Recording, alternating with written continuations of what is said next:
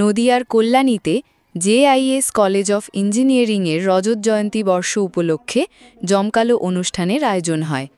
বিশেষ ক্ষেত্রে অবদানের জন্য সম্মানিত করা হয় ২৫ জনকে। উপস্থিত ছিলেন বলিউড অভিনেতা সোনু সুদ।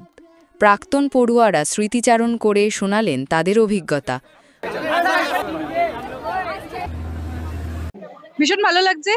আমাদের কলেজের 25 years of academic excellence celebration হচ্ছে এবং এটা আমাদের সবারই 4th ইয়ার, লাস্ট ইয়ার, এবং লাস্ট ইয়ারে আমরা এটার একটা পার্ট হতে পেরেছি, সেজন্য আমাদের ভীষণ ভালো লাগছে। It's a very good experience.